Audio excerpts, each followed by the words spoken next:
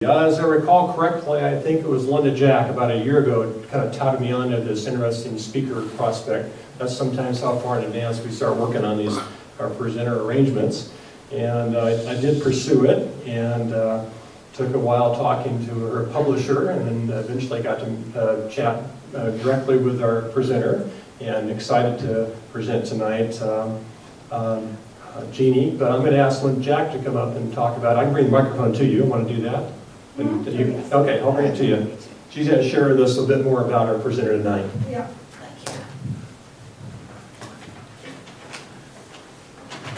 Yeah, and there are some books at the back, so anybody should grab one. And it is my privilege, where is that? There she is, tonight to introduce our speaker, Jean Pfaelzer, Professor of American Studies, English, Asian Studies, and Women and Gender Studies at the University of Delaware. Jean and her husband, Peter Panathos, did I say that right? Where's Peter? Is here tonight also, so we welcome them. They live in Washington, D.C., so they've come a long way to be here. Jean received her PhD in English, American Literature, and American Studies at the University of London, and a graduate diploma in Literature and Society from University of Cambridge. She is a public historian, a teacher, author, speaker, commentator, and she has a very long list of credits and service, which you can find on her website. However, Jean has deep roots in California. She was born here and attended public schools, which included the University of California, Berkeley, where she received her BA and MA in English. And she and her family also have a cabin up in Humboldt County, so they keep one foot in California. Tonight, Jean will talk to us about her latest book, California, A Slave State, which was published last year by Yale University Press. The book has received rave reviews. I'll share just a bit from Erin Aubrey Kaplan's review in the LA Times, just in case you think this might be a dry book. Believe me, I've got it, and it's not. So here's a little bit of a review. A devastatingly detailed, urgent, and somewhat regretful confirmation of an inconvenient truth. Far from being the place where everyone got an equal chance, California embraced slavery from the outset. That boosterish tale of California's endless possibility turns out to have been built with sweat, oppression, coercion, and genocide. It was precisely California's openness, the author posits, that allowed greed, cruelty, and hypocrisy to run amok. And it is this bitter irony, not the orange groves or Mediterranean climate, it's an LA Times article after all, that makes us, that fraught word, exceptional. So we are very fortunate that Jean has braved our latest atmospheric river to join us tonight, and please join me in welcoming Professor Jean Pfaelzer.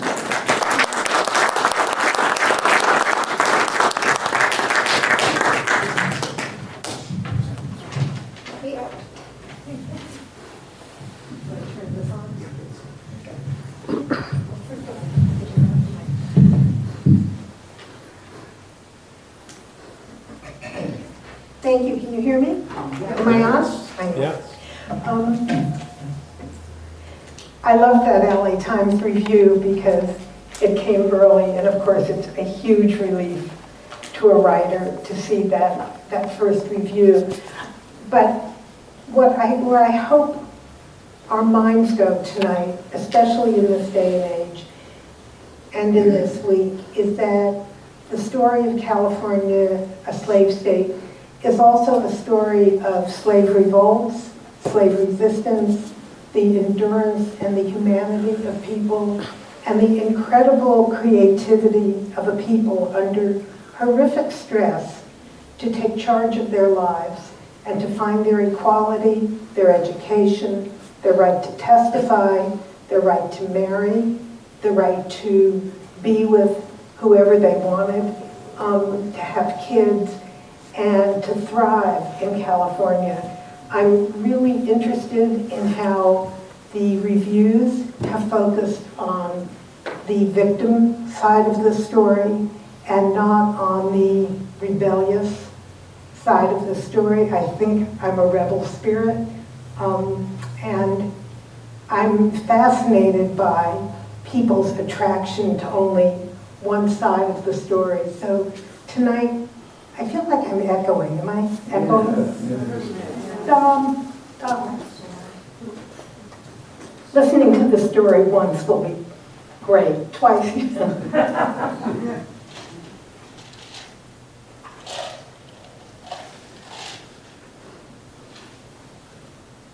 Okay, is this better? Yeah. Yes. I don't even know what I mean.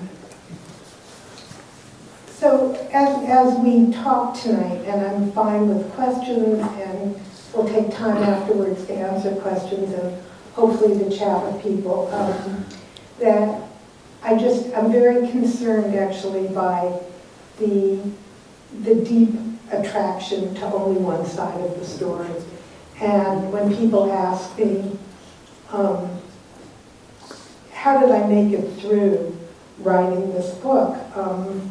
I really, in moments of despair, and probably some of us have had a fair bit, between the pandemic and the politics and the divisiveness, that this hasn't been an easy year or an easy couple of years. And actually, I go into my book to see a really resilient, enduring, hopeful, musical, ambitious people who really intended to be part of California and to thrive and have families and live in this incredible state under the most impossible conditions. So if there's a theme, it's the sort of the tension between hope and despair.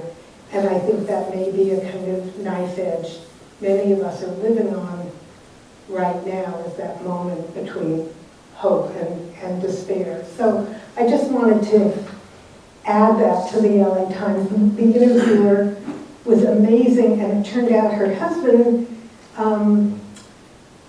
is a teacher at my old high school, Hamilton High in LA. So we had a great connection, and but she very much focused on the challenges of this story. So I'm going to try tonight to talk through images and to talk through some slides, and I'm really happy to be back in Nevada City. My last book, Driven Out: The Forgotten War Against Chinese Americans, a huge part of that book was written here, been in all the libraries and at Searles. So I'm really happy to be back, except I've gone one up to the Historic Inn, and I've transcended the Best Western in my career. And to bring my husband for the first time to Nevada City. Peter, where are you? That's my husband, Peter. Peter, welcome to Nevada City. This is, I'm going to move. This is a very famous map. It's called the Reynolds map. And it came out in about 1858. And it was the map upon which the Civil War was planned, mounted, and organized. And you can see that there's a lot wrong with this map. The gray areas, so this is 1858, we're headed right into the Civil War. And the gray areas are slave states, and the pink areas are free states, and the green areas are the territories, a lot of which we took from Mexico, and we'll talk about that. But there's something wrong with this picture. California is too tiny, and the map is emphasizing the green territories. And that's what was on people's mind, were all of these new lands that were coming into the United States going to be slave or free? And the contest of the Civil War was not only about the South, but the South very much planned to extend slavery out to the Pacific. And the question was, what was going to happen to the territories? And so this map is skewed toward the big question of, were the new states, the new territories, going to enter the Union as free states or slave states? This map tells one of the familiar stories of slavery in the United States. It's an African-American story and a North-South story. It does not include the slavery of Native Americans or Chinese migrants or Alaska Natives who were transported down the coast by the Russians. So there were a series of iterations of slavery, and I'm going to kind of walk chronologically a bit through this tonight to try and pull this all together. But this is the traditional view of slavery. It's what we were taught in school. I went from primary school through Berkeley and had no idea. And I was unschooled with an amazing California education. I was unschooled about many aspects of our history. So this is the hidden history of slavery in California, the slave revolts, and the resistance. It also expands our idea of abolition, our idea of freedom, our idea of people's commitment to struggle for their freedom, and this map gets it wrong. But California was and is a slave state now, as we think about human trafficking coming in to our state. At the airports, along the border, human trafficking from foster care. Kids are sold out of foster care. Kids are being kidnapped from detention centers. And I want to talk about how we lead up to this very fractious moment.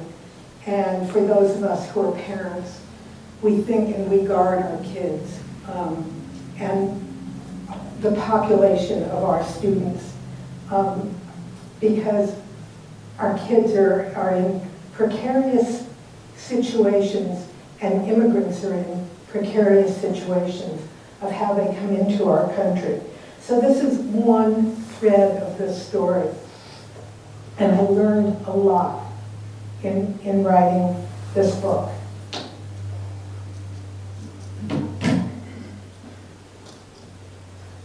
This is more technology than an old scholar. Why did I write this book? A few things compelled me to tussle with this question. One was an article that came out in the Eureka Times Standard, the main Humboldt County big newspaper, and it was a story of a 15-year-old girl who was homeless, a runaway in Hollywood. She was wandering the streets, and she gets picked up by a couple of guys who seduce her into their car, and they drive her up to the marijuana groves up in Lake County, and they put her in this crate. And this 15-year-old girl is locked in a crate, and they drill these two holes in the crate. One was for air, and the other was to hose her down. And they would let her out. They would let her out to trim the marijuana grows and to sexually service the field workers and these two men who owned the grow. And I read the story right before Christmas, and it was like, this didn't square with the state that I love, or my commitment to my students, my commitment to my kids, to young people, and to my daughters, and I was horrified by the story. And so that was one of the issues, like, how is this happening in this state that I know, and this beautiful county of Humboldt with the 6 rivers and the redwood trees that I love, where I go to read and to hike and to be quiet. And it was such a terrifying and unsettling story that I had to find out about this girl. As it turns out, and this is the other part of my story, is that one day her owners, her traffickers, drove her down to Sacramento to go shopping. And they lock her in a motel room. They go out to shop. She sees a telephone. She picks up the phone, dials 911. The cops come and she frees herself. And she was not able, after 8 months of that, to testify, but the guys are convicted. They go to jail based on the evidence, and she is free, and of course, a very vexed and troubled girl. And it was that story that drove me into almost working backwards in time to figure out, how did this happen to this girl? And also, how did this 15-year-old have the moxie to know exactly what to do to free herself and to do that? The story begins in 1769 with the invasion of the Spanish to build the chain of missions. But because of the presence, and Linda has found out so much more about the presence of enslaved people in the mines up here, that we decided I'd start the story with the African Americans. Gold, as we all know, was discovered in 1848. And the Union, the United States, really wanted California to join the Union. There was, if you remember from your old SAT exams or your high school exams, there was that Missouri Compromise, where one state would enter enslaved, one state would enter free. It would balance each other out. There was no state to pair with California. But California was shipping $1.5 billion of gold east to the government, to the bank, right away in the gold rush. There was no way the United States wasn't going to admit California as a state very, very quickly. And they hold a convention. And California is instructed, assumed, that it will write a freedom constitution. And people gathered in Monterey. Some of you maybe have been there at the old Customs House in Monterey. And they write this constitution. Many of the people, and the people chairing California's constitution to write this freedom constitution, were slaveholders. I didn't know that slaveholders from the South had walked enslaved Africans across the plains to work for them in the gold rush. And these are the people who are writing the California Constitution with the intention, under the direction, that this is going to be a free state. And they write into the Constitution, slavery will never be tolerated in California. Sounds good, but tolerate is not a legal standard. It is nothing that you can take to court. And so they write this loophole into the Constitution. It takes the Senate almost a year to agree to this deal. And California, because they wanted that money, admits California with this kind of shoddy constitution, with this big loophole written into it. California didn't mean it. It never meant, with the Constitutional Convention being written in Monterey, that writes it out into its Constitution. The Missouri Compromise was a trifecta. There were 3 parts of the Missouri Compromise. The first was California would enter the country as a free state. The second was Utah and Nebraska would be free to choose. That wasn't part of the original balance. That wasn't the deal. But they could choose whether to enter the country free or enslaved. The third, which was horrifically dangerous, like folks like this enslaved miner, said that Congress agreed to pass the Fugitive Slave Act of 1850. It's one of the worst pieces of legislation in U.S. history. because it meant that any black person, especially in the North, but any free black could be snagged and taken back into slavery, or taken into slavery in the South, and could be declared a fugitive from labor, was how the law was written, a fugitive from slavery. What happens then is that you've got plantation owners bringing enslaved blacks out to California. They march across the plains. They march because they were in charge of the oxen. The enslaved people who were brought to California have a lot of skills that they learned on the plantation economy. And one of them was animal husbandry, and they're in charge of the oxen and the horses that are coming across in special wagon trains that were designated okay to bring slaves in these wagon trains across the plains. So this Fugitive Slave Act of 1850 says that any black person in the North could be targeted and named a runaway, seized, and sold back into slavery. It was very, very dangerous. And it encourages free blacks to come to California. Free blacks wanted to come to California for the same reason people, hundreds of thousands of people are coming from all over the world for gold, for adventure. They were mainly men. Many of them, like from Argentina and Mexico and China, were skilled miners, and they freely choose to come to California to pan for gold.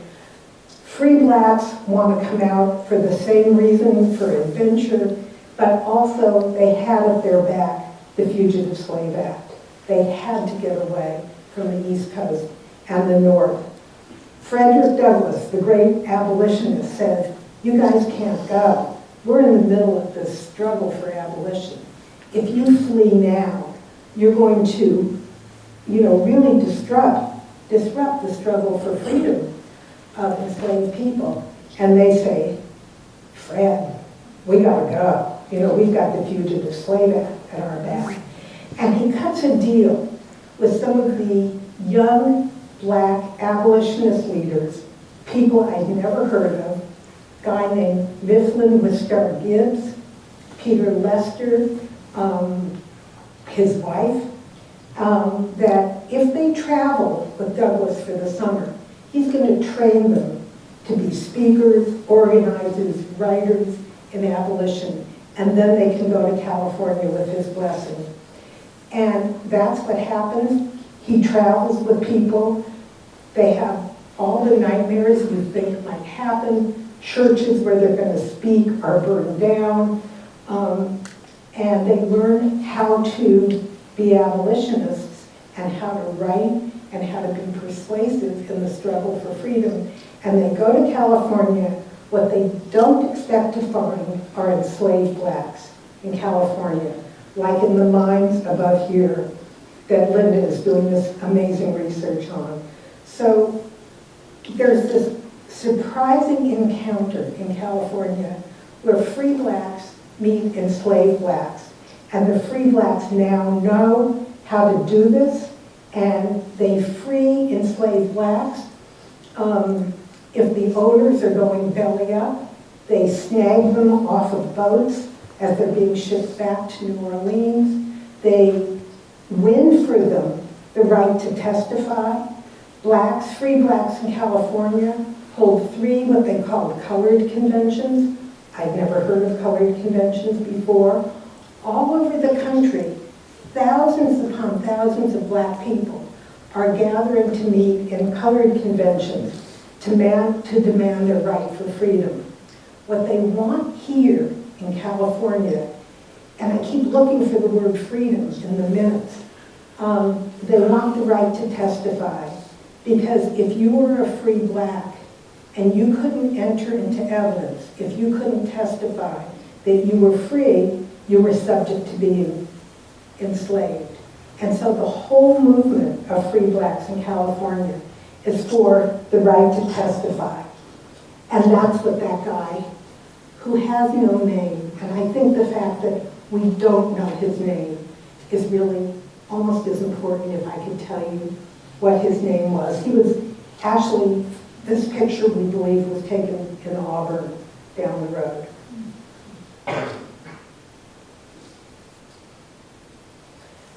People kind of doubt, like, really, was California a slave state?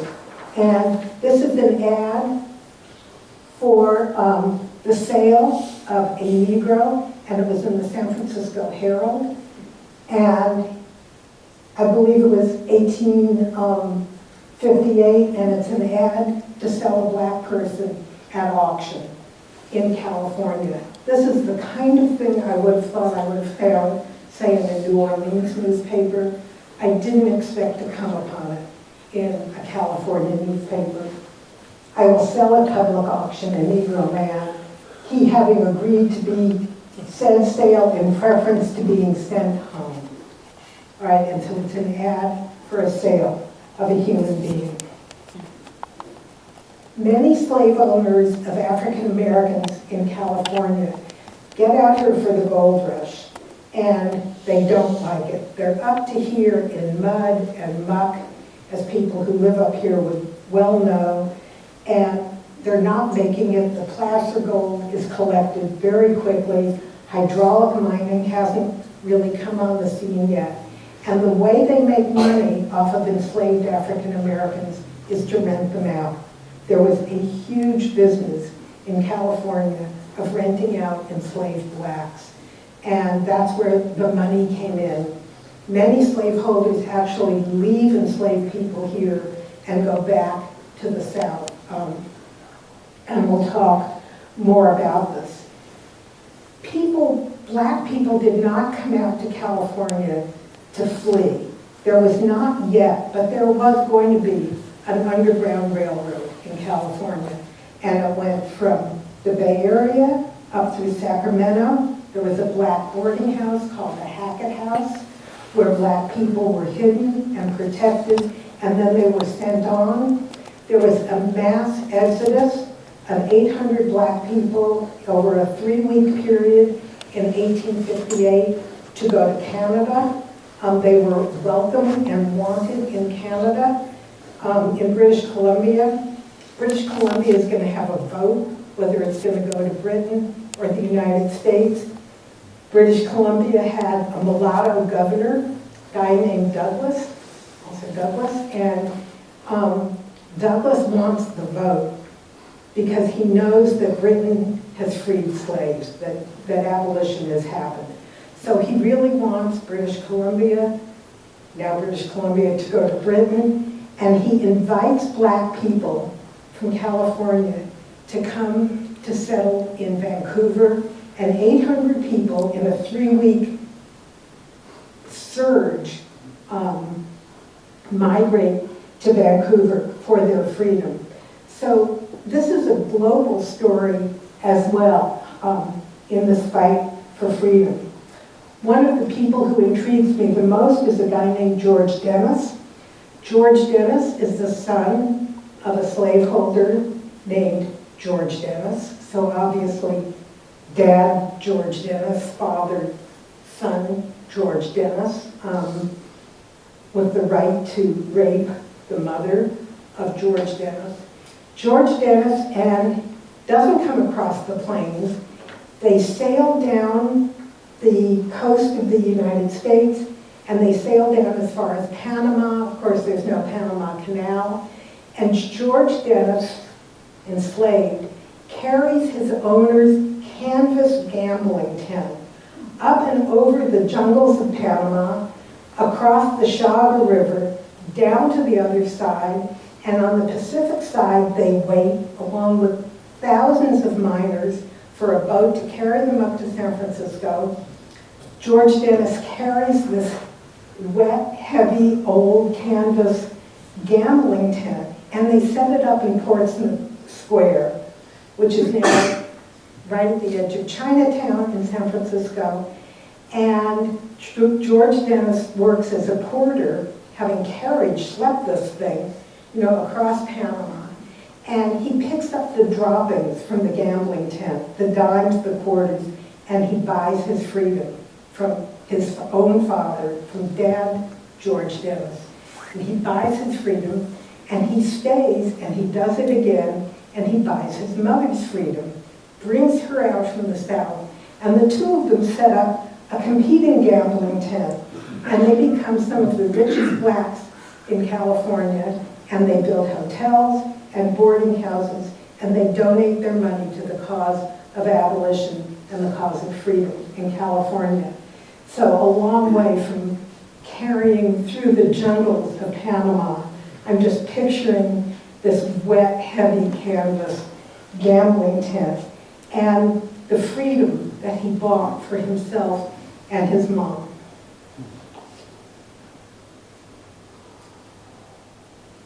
Okay, well, now take a trip back in time to the missions.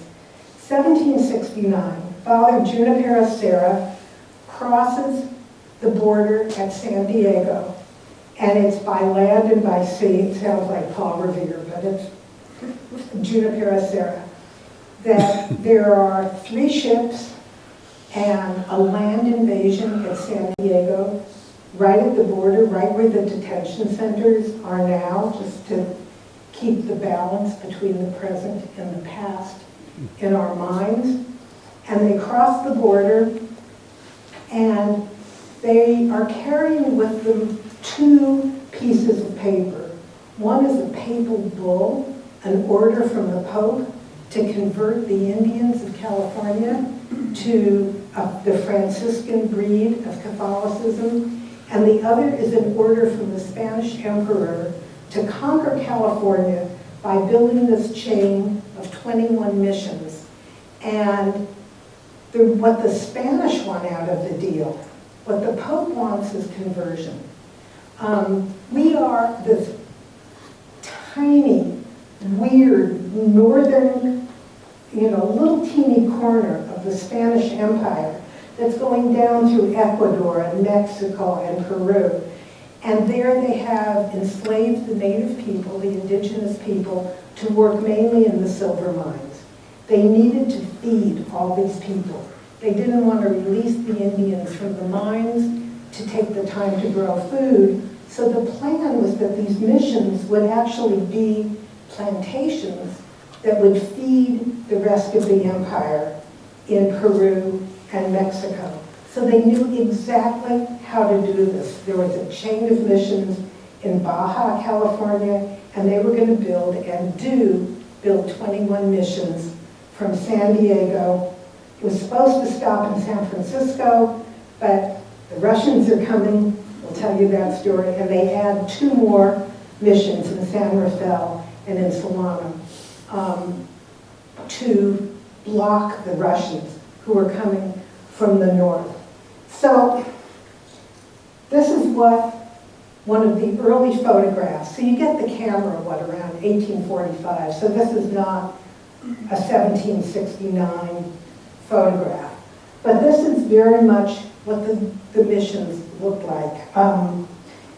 It didn't look like our kids' 4th grade mission projects that they don't have to do anymore, where, the kids built, I mashed up acorns. And then they said, you don't want to eat those because they're full of acid and they're nasty. We live in DC, so Peter actually was supposed to be our kids, but he had to build the Supreme Court out of sugar cubes. But California kids built the missions out of sugar cubes. I don't know what we would have done without sugar cubes. But they didn't look like this, and they didn't look like Taco Bell. This is very much what the missions look like. So you get 8 fanatical priests, 100 soldiers, half of whom died getting here. And the Indians in San Diego, the Kumeyaay tribe, are watching. They're supposed to be the first converts. What they're seeing is dead soldiers carried off these ships. They didn't survive the trip from Mexico. Not a good argument for conversion, to see 60 dead soldiers carried off the ships. Wasn't so persuasive. And the first mission is built in San Diego. It was really a hut. The cathedral was shacks. And the soldiers who were supposed to guard them say, you go up on the mesas to build your cathedral. They wanted nothing to do with this mission plan. They were low-level soldiers, and the idea of going up but nowhere, into Alta California to build these missions. There was not going to be any silver coming out of the mines, not any payoffs. There were no women. And one of Spain's plans was that for the soldiers to marry indigenous people, and in an early idea of eugenics, they were going to create this new breed of white Spaniards in Southern California. It didn't work. The first slave revolt in California was in San Diego. The Kumeyaay natives have been captured to work in the missions, to build the cathedral, to build the barracks, along with the soldiers who could have cared less. This was such a low-level, non-profitable assignment, and that's why they say you go 7 miles inland to build your cathedral. And the Kumeyaay, who lived in the mesas up in eastern San Diego County, if you've been there, and they live along Pacific, along Pacific Bay, Mission Bay, where you can get a waitress and roller skates still. So this is where the Kumeyaay live, and they organize. And in 1775, just within a few years of the mission being built, the Kumeyaay organize a revolt, and they build new arrows, new bows, and they encircle the mission San Diego, and they burn it to the ground, and they slaughter Father Jaime, who was the head priest of the mission, and this was an engraving done several years after the fact of the killing of Father Jaime and the burning of the mission and freeing the Kumeyaay people never to return to the mission culture. This is, of course, tourism mission. This is what California promotes. The missions are still a huge tourist attraction, and people go to the missions. We went very recently to the mission Dolores in San Francisco, which is a beautiful place. When I taught at UC San Diego, I went to quinceañeras and baptisms and weddings at the San Diego mission, of course, that got rebuilt. I had no idea that that was mission number 2 or 3. I was never taught what happened to mission number 1. And so this is founded in 1769. It didn't look so good. That was not Technicolor. So the Russians are coming from the north. Never heard about this. Have any of you been to Fort Ross in Solano? So we used to take a bottle of wine, sourdough bread, cheese, go to Fort Ross and have this incredible view. It's right at Bodega Bay in Solano County. What I didn't know is that in about 1745, Bering, like the Bering Straits, Bering is sent out by the Russian emperor to find a route to China. Everybody's looking for a route to China. And he gets lost in the fog, and he turns around, and he sails back, no route to China, crashes on the rocks on, this chain of islands, the Aleutian Islands that lead, up toward Kodiak Island from Mother Russia. And Bering crashes on the rocks. Bering dies. And the soldiers spend this horrific winter on the rocks. The snow doesn't melt till May. But what they've done during that winter is discover the sea otter. The sea otter saves the Russian Empire. And the sea otter is the softest, silkiest mammal in the world. At least that's what I believe. They have 1 million hairs per square inch. the Russians had already decimated the sable and the mink in Siberia. All of a sudden now they've got the sea otter, and Barons sailors, the ones who survived, go back with 1,000 pelts of sea otter, and they're selling for, at the time, $3,500 each. Crazy, crazy money. It's the sea otter that's going to save the Russian Empire, and they are going to invest big in the sea otter chain. And they formed something called the Russian-American Company, and first privateers and then Russian designated sailors crossed the Bering Straits and walked through the Aleutian Islands, capturing the Alaska natives, and they are the only ones that know how to hunt the sea otter. And they had their kayaks, and the kayaks are actually made out of animal skin, and the women sewed the most amazing waterproof costumes that were made out of the guts of a seal. Like REI had nothing on what these folks could do. And the women would sew these with needles made out of whale bones or seal bones and tendons, and it was tightly waterproofed.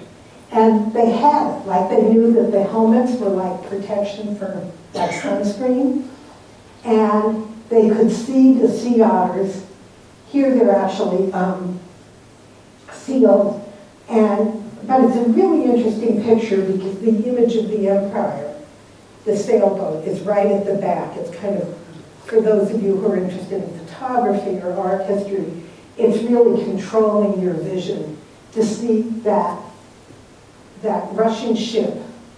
And the Russian-American Company says to the Alaska natives, the Supiaq, the Dena'ina, you can take 50% of the Alaska Native men for 5 years. This was a very gendered economy. The women dug the roots, the kama, like kama lilies, which they would boil, and prepare the food, and build the kayaks, and stitch the waterproof clothing, and the men were the hunters. And when the men disappeared for 5 years, the people starved. The women were assaulted. There was a tax. You could buy your woman back for a certain number of sea otter pelts. And the sea otters are sold in China. So if you picture these old images of Chinese men, Mandarin men, you know, with the fur collars and the fur around the bottom and the fur muffs, that's sea otter. And when they've killed off the population and decimated the sea otter trade, they turn right, they go down the coast, they skip over Oregon, what would become Oregon and Washington State, because the Clinton Indians are there, they wouldn't have it. And so the first place that the Russians land is at my cabin in Humboldt County, in Trinidad Bay, is the first place that they start to hunt the sea otters, and they move on down, and they go as far south as San Francisco, where they run into the Spanish missions, who are coming from the 21 missions up the Camino de Real, the path of the missions, and they run into the Spanish, and there they stop in Bodega Bay, and they build Fort Ross. So this beautiful place, I would go with my sourdough bread and my cheese and my wine when I was at Berkeley, was a myth. In fact, Putin, let's not forget Putin, Putin believes that he owns this few acres of California. And there's this amazing article in Forbes magazine about what Putin does, because when Fort Ross runs out of money, this is really weird, but it's Forbes, so this is not one of my favorite progressive little magazines, but Forbes magazine says that when Fort Ross runs out of money, Putin has in the Ritz-Carlton in Paris a collection of impressionist paintings. Fort Ross runs out of money, Putin sells an impressionist painting and the money goes to Fort Ross. It's like I'm reading this thinking like, you know, I mean, historians find kinky stuff, but that's pretty bizarre that Putin really believes that he is invested still in Fort Ross. So much for my sourdough bread. So this is an image. There are many. The way that some explorers would travel, like you've seen the photographs of Native Americans, that explorers would travel with the photograph in the 1840s, 1850s. The Russians traveled with watercolorists. And we have these beautiful, beautiful watercolors of Fort Ross and of the Alaska Natives. And someday if I want money, I'll do a cocktail table book of those watercolors. This is probably the most vexed image in California, a slave state. California's very, very first law, it's passed even before California is admitted to the Union, is an act called the 1850 Act for the Government and Protection of the Indian. What the 1850 Indian Act did was legalize the forced kidnap and sale of Native Americans. This is the exact time of what historian Ben Hadley has written in American Genocide, where people from the East wanted California land, and the American military attacks Native American communities all over California. They torch the villages, they slaughter the men, and the women and children are on the run. And so this act for the government and protection of the Indian is to legalize the sale, mainly but not only, of women and kids, Native American women and kids, for domestic work, because there weren't domestic workers here, there weren't white women here, yet there were a few, you know, we've heroized them. But mainly it was for domestic labor and for companionship and for sex. This is one of the harshest images. I found it in the basement of the library at Yale, at the Meineke Library. And this is a nanny, an Indian nanny who is captured. She's probably dressed in clothes at the photographer's studio. It's hard to see, but this is a studio. Who would take this girl, who's quite young, and nursing? We're an interracial family, and our daughter says, this is the whitest baby she's ever seen. And this is not, it's a parody of the Madonna and Child. This is not a tender image of breastfeeding and nursing a baby that you adore. That this is her forced labor. And one of the things that that happened is that girls were sold to be wet nurses for white babies. And that's what this girl is. And I believe, because I've asked a lot of tribal people, this image, this photograph was taken in Sacramento. Who would pose? Who would take a girl into a photography studio and pose, make this very vexed and troubled pose? But that's what the 1850 Act for the Protection and Government of the Indian achieved. The other source of enslaved people were Chinese girls. Chinese men came to Nevada City and all over the gold rush country freely. They chose to come like men from all over the world chose to come. But it's a gendered story. The women did not choose to come. Young Chinese girls were kidnapped from Guangdong, Canton, the port cities of China, transported generally through San Francisco. They were strip searched and sold at the docks of San Francisco, and then they were put into locked brothels on Jackson Street which leads now into Grant Avenue. I will not sing Grant Avenue, USA, promise. And there are a lot of brothels. This girl served 20 men a day. We cannot imagine that much sex, that much soul forced sex. It's unimaginable. And there was a curtain. The curtain would be opened. She would solicit a man. She was forced to solicit a man, and she would service him. The madam, her owner, who was the wife of a Chinese merchant, would collect the money, draw the curtain, and she would service another man again. And there are pictures in San Francisco, there are actually quite a few, of these caged brothels along Jackson Street in San Francisco. And this is one. And as a mom of 2 daughters, I look at her a lot. You know, I look at her a lot, and I can't begin to picture her life.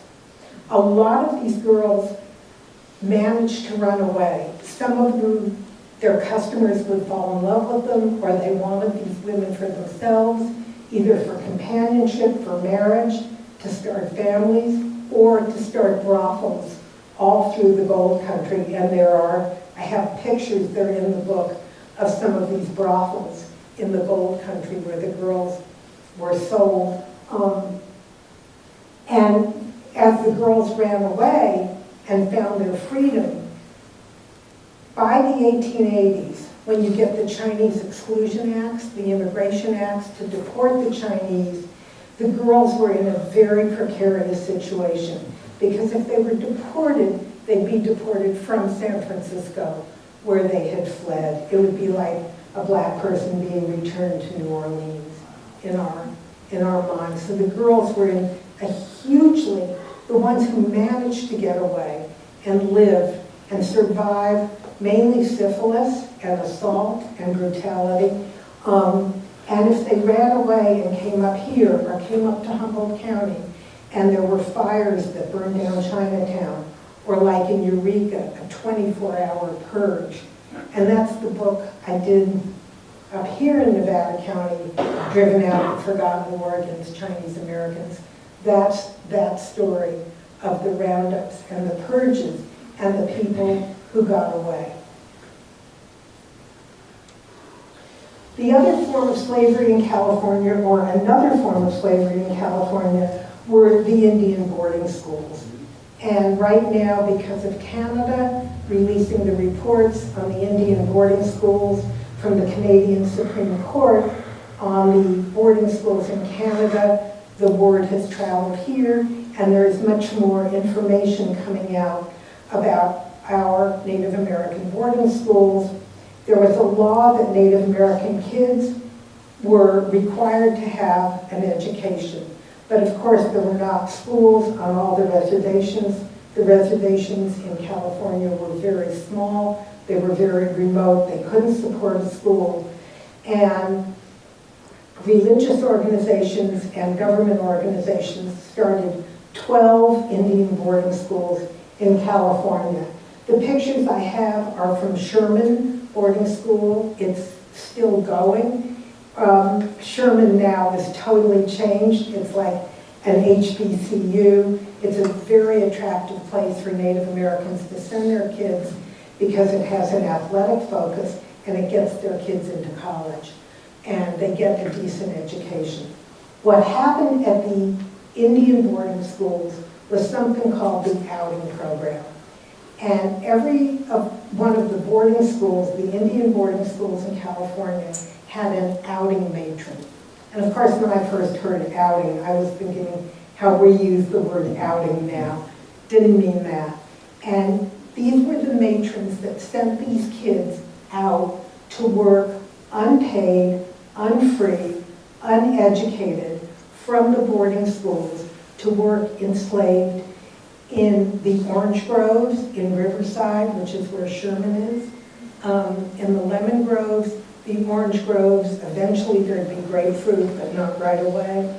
And this is day one when the kids were forced to take off their native clothing. This is actually a picture from Carlisle in Pennsylvania. Maybe that's one you've read about. But it was all the same. They had to take off their native clothing and wear white clothing, have their hair cut. They weren't allowed to speak their native language. And as they write about, and there are a lot of diaries and a lot of letters, they write about they weren't allowed to talk to their siblings and they couldn't speak in their own languages. But the most painful was to be separated from their sibs. So this is the same day photo of before and after.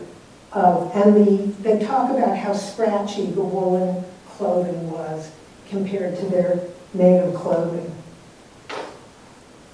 This is a classroom. This is training girls to work as servants. So it's teaching the girls how to iron.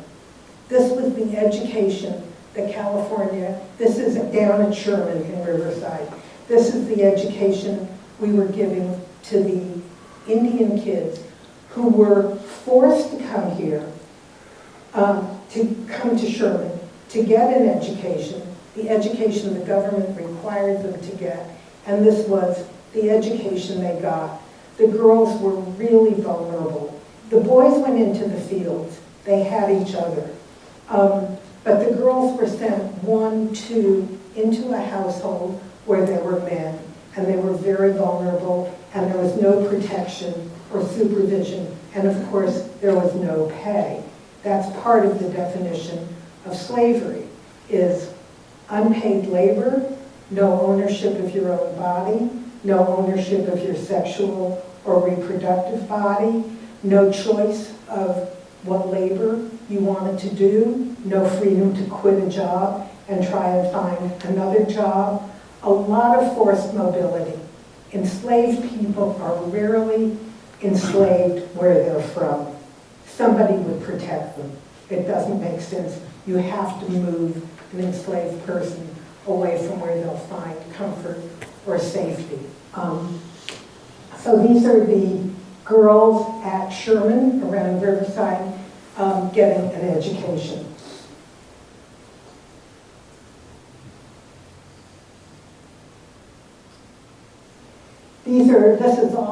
This is a Library of Congress photograph.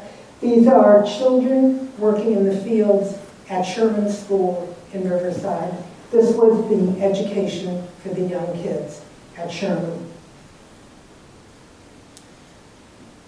This is a very painful image of the children dressed in Western clothing. They're numbered, and I mean, it's written on the photograph, and of course the horrific photograph of the fourth little girl from the right. I mean, these are terrified and depressed children who were sent out to labor at a young age. And this is also from Riverside. Whoops. So one of the other forms of enslavement in California, when I talk about resistance, the resistance from these kids was not as overt as, say, the Kumeyaay freeing their whole people. Their letters where two girls would climb a tree and sit up in the tree and talk to each other in their native language where they couldn't be heard. There's a story of a girl looking out the window. She's depressed, she's terrified, she gets sick early on at her time in Riverside. And she looks out the window and from the infirmary and she thinks she sees an arrow carved into the mountain. And she escapes, and she follows this arrow back to her tribe at the foot of the mountains to find her freedom. And a lot of the kids ran away. A lot of the archives at National Archives are from the parents demanding their kids back. And my kids are not getting an education, my kids are not safe. And these were not literate parents. Someone else is writing this, often writing the letters for them to the school. And Sherman, to my surprise, has kept these archives. These are really damning letters written to the school saying, I want my kid back, and you're abusing my kid. And there's stories of when the recruiters would come to the tribes to gather up these kids, of the women hiding in the woods with their kids until the recruiters would leave. So there was always resistance. People tried to keep their kids free. Another form of enslavement in California was convict labor. There are only the 13th Amendment to the Constitution says, end slavery. There will be no more slavery in the United States, quote, except as punishment for a crime. But slavery is not punishment for shoplifting or petty theft. It's not a suitable punishment for really any crime. And California in the gold rush is lousy with money. Everybody's got money, but things were really expensive. A loaf of bread cost $12. A jug of milk cost $18. Nobody had that kind of money. And there was a lot of petty theft, a lot of unemployment, and people wanted laborers. And the California legislature gives this corrupt contractor, his name is James Edsel, $100,000 to build San Quentin Prison and control crime. But the crime, for the most part, was theft, petty crime, survival crime. And what happens is that Edsel takes this $100,000 and he buys old ships. In San Francisco Bay, there are 400 ships floating in the bay that had brought gold miners out. And then the captains and the sailors go, there's a lot more money in the gold rush than in shipping these men out to California. And they abandoned 400 ships in San Francisco Bay. And Edsel buys up 3 of these ships and turns them into prison brigs. And he sails them around the bay, and he's renting out California prisoners to build the mansions in San Francisco. They build the streets in San Francisco, and they're sleeping in these prison brigs where he's built cells under the decks. The guards didn't even want to go under the decks because it was so foul down there. And finally the legislature says, build the damn prison. And after several years, the prisoners built their own prison at San Quentin out of a rock quarry that Edsel has bought for himself in Marin County. There should not have been San Quentin Prison in Marin County if it weren't for the rock quarries, because it's not an island. Alcatraz made much more sense than San Quentin because it's very easy for people to leave a rowboat and escape, and they did.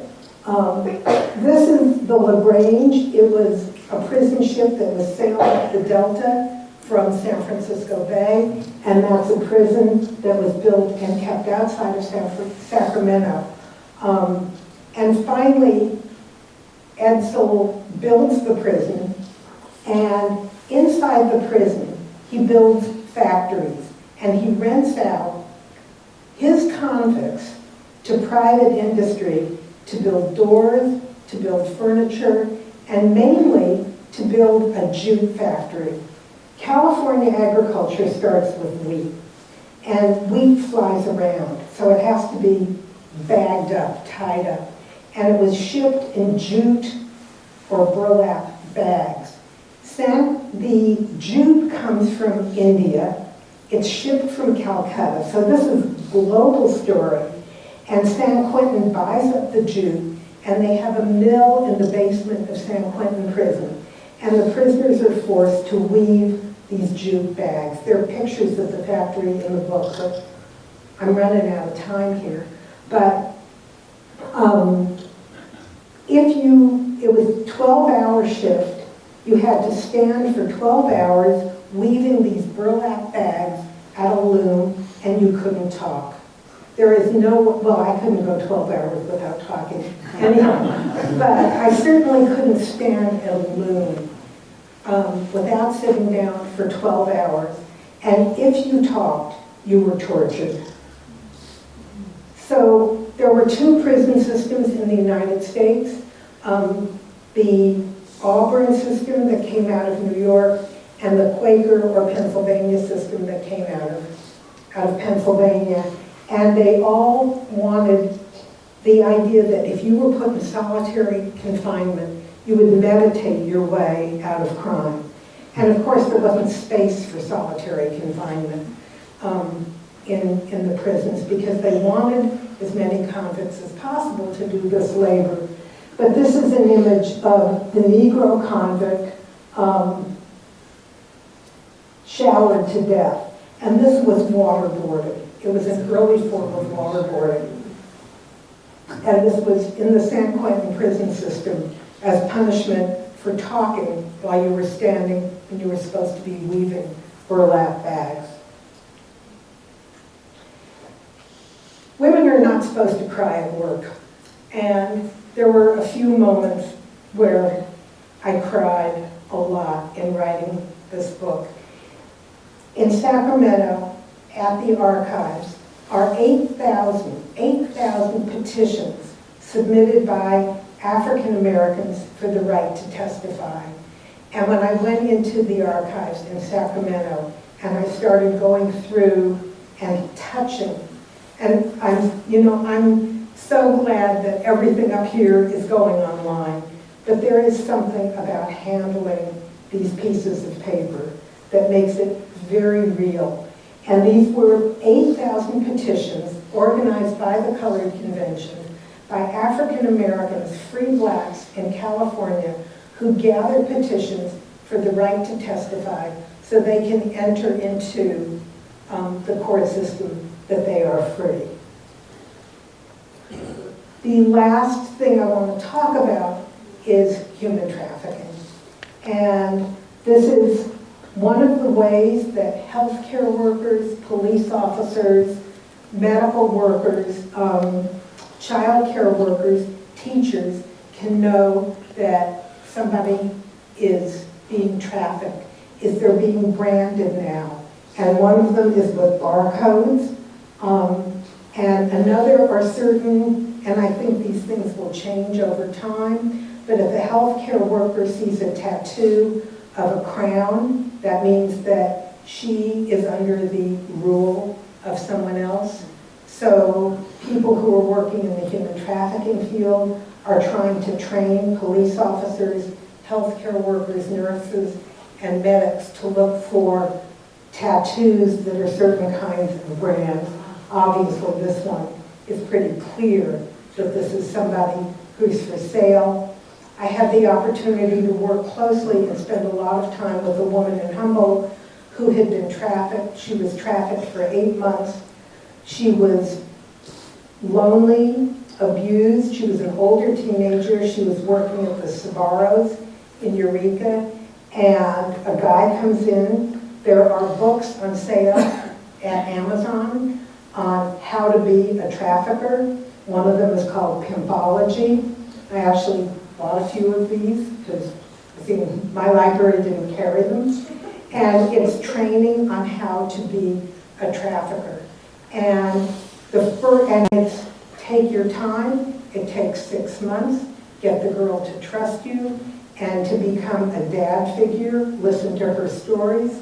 And then the young woman I worked most closely with was in a really bad way.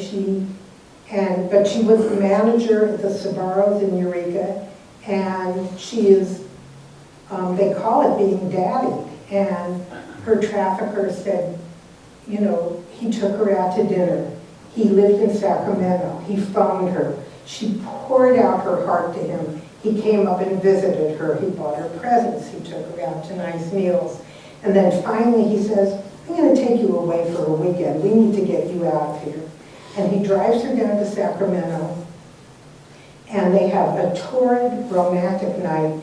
She's head over heels thinking this guy is going to take care of her.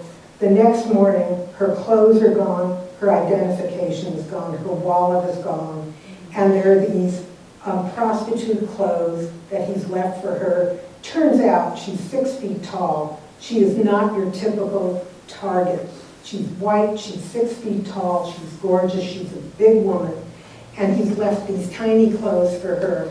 And he gives her the option of either walking the track, which means, you know, soliciting men from cars, or going into a brothel. And she goes into a brothel in a fancy gated community in Walnut Creek and is forced to work in this brothel. And she escapes from a motel. Her escape is in the book. She's one of my heroes, and she starts a NGO for trafficked girls up in Eureka called I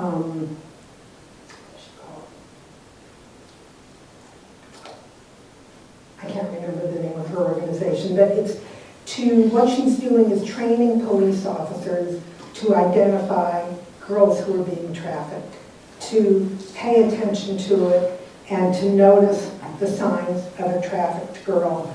And this girl, who you can Google her because she used a pseudonym, she went by the name Elle Snow, and I talk about my relationship with her at the end of the book.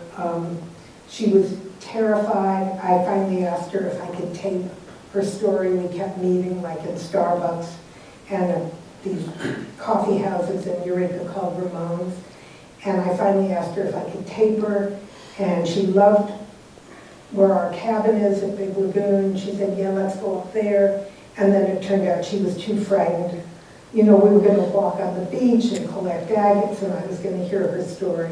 And she never wanted to, felt safe leaving the cabin. And we just ate and talked for days upon days. And she let me tape her. And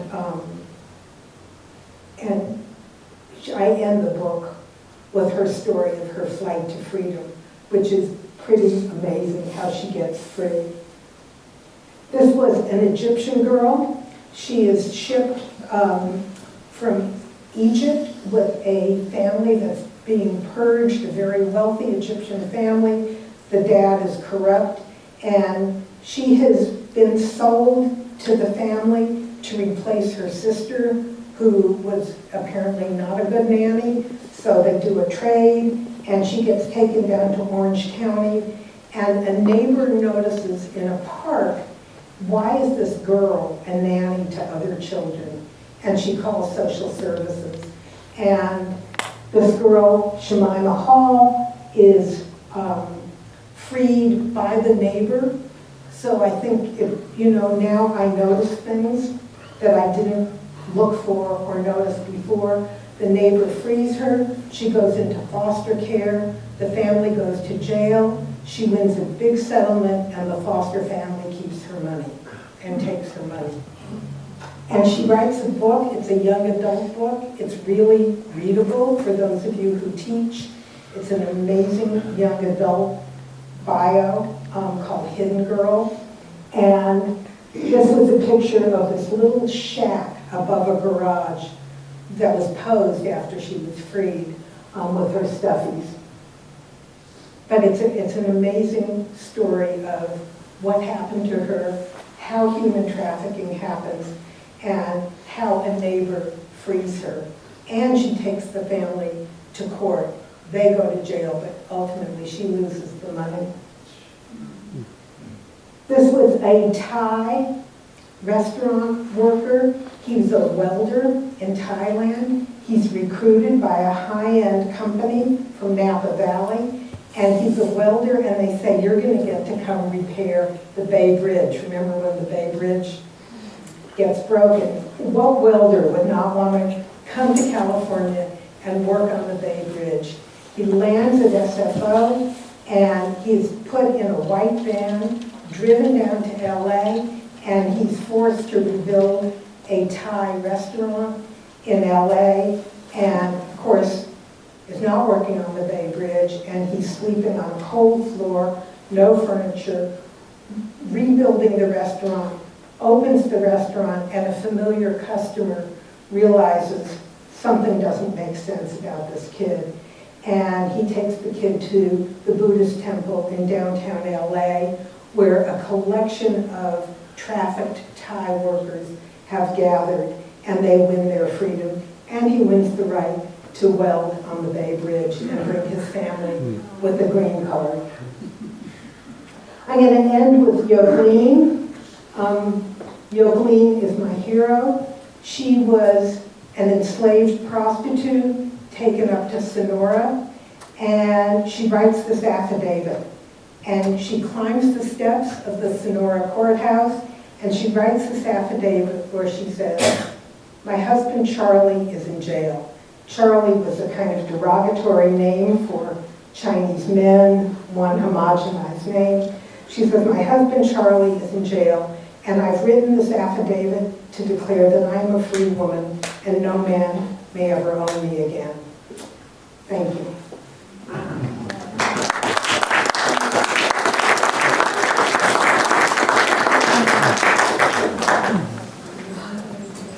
I'm happy to take questions. I've talked for over an hour, so you all must have the wiggles. But I'm happy to take questions. Yeah, thank you. When did the Indian schools in Riverside County or Riverside close? Well, Sherman's open. When did it change? It evolved. I don't think it changed as I understand it. Right now, it's a very popular, and actually it's very beautiful. And talk about Taco Bell architecture. The owner of it, his last name was Hall, really wanted to, he was in Paris, Perris, and he wanted to build a bigger Indian school in Riverside, and he cuts a deal with the city of Riverside saying, I will build a tourist attraction, and it will look like a mission. And Sherman Indian School, you can Google it, looks like What a year mission. would that have been about? It's around the turn into the 20th century. It's like about 1908, 1910. It starts in about the 1880s. California always needed a labor force, which is just such an invitation to unfree labor. The reason I'm asking this, I think I visited there as a little girl. Really? It would have been in the late 40s. Mhm. My mother and her friend were archaeologists who had worked in South America and in the Southwest. Can you all hear her? This is an amazing story. Very, totally for the Indians. Mhm. And I remember, I think that I went with my mother and her friend there.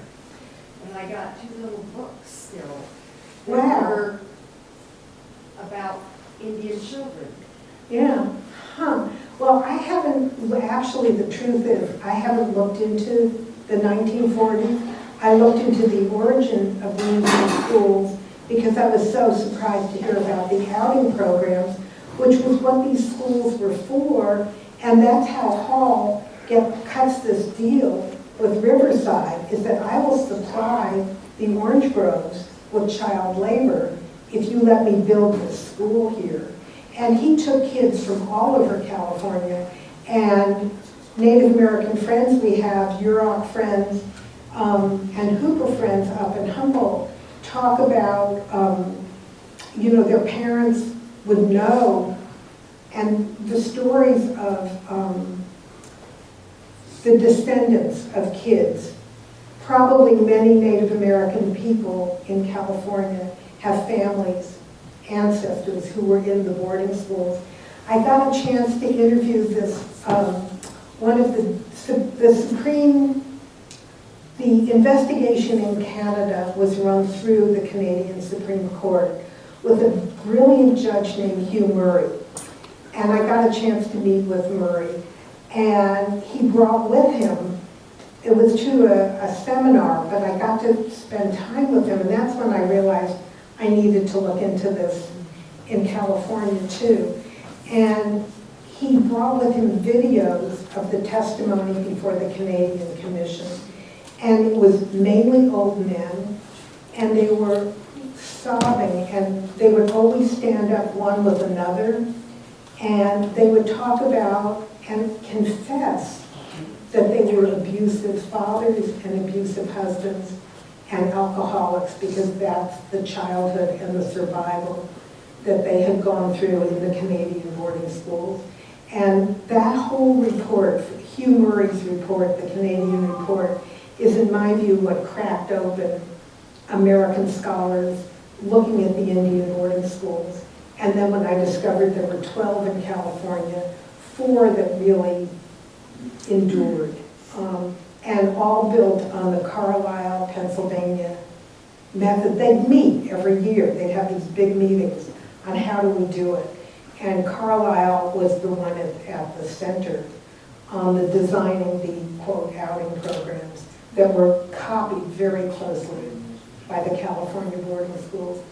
But I don't know the history of how they evolved. I was just, when I went into the archives, I was really surprised at how well respected and competitive it is now to get into Sherman, because those kids go to, with athletic scholarships and some decent education. There are amazing biographies by the kids, some published that I can, and they're in the book, of their stories of how they came to California. It's almost like the prison system, where prisoners are being shipped around all the time. These children were shipped around all the time.